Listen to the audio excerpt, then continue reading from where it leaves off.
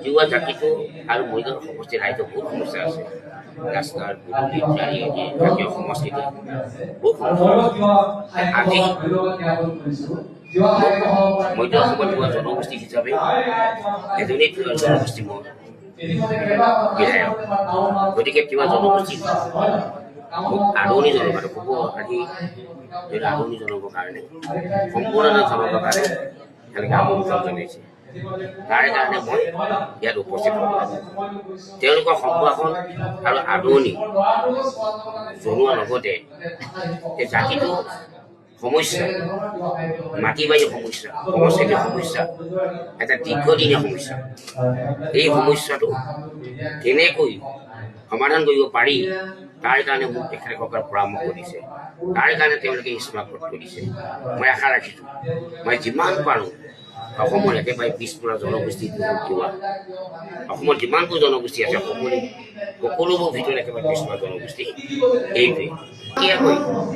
এতিয়া উচ্ছেদ কৰিবলৈ চেষ্টা কৰিছে।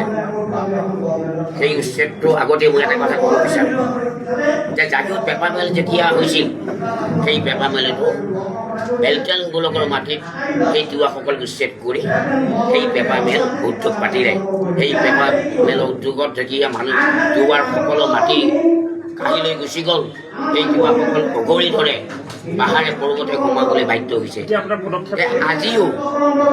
আজি নগৰ পাতিবৰ কাৰণে চেষ্টা কৰিছে চৰকাৰে জাগিৰোডত।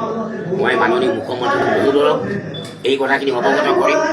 স্থানীয় বিধায়ক বিজু চাচে ডাঙৰীয়াকো মই অৱগত কৰিম।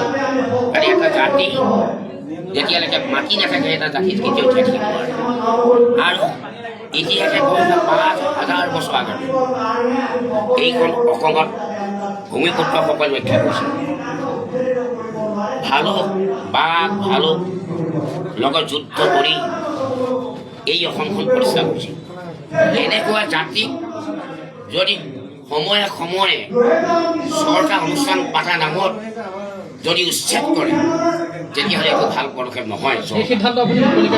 এই সিদ্ধান্ত মই মুকলিভাৱে মই আহ্বান জনাইছোঁ। মাননীয় মুখ্যমন্ত্ৰী মহোদয়, স্থানীয় বিধায়ক বিজুৰ লগত মই আলোচনা কৰিম। যিহেতু মোক আজি এই সম্বোধনা অনুষ্ঠানত আৱেগিক হৈ মোৰ জাতিটোৱে কান্দিছে, আহ্বান জনাইছে, স্মাৰক পত্ৰ দিছে। গতিকে এই সন্দৰ্ভত মোৰ দায়িত্ব আছে। যিহেতু মই তিৱাৰ এজন জনগোষ্ঠী একমাত্ৰ মই বিধায়ক আৰু তিৱা জনগোষ্ঠী এজন মই গান্ধাৰী বুলি সকলোৱে কৈছে আৰু আৱেগিকবিলাকো বুজাইছে আৰু মোক অৱগত কৰিছে। স্মাৰক পত্ৰৰ জৰিয়তে মই নিশ্চয় ইয়াৰ পদক্ষেপ গ্ৰহণ কৰিম।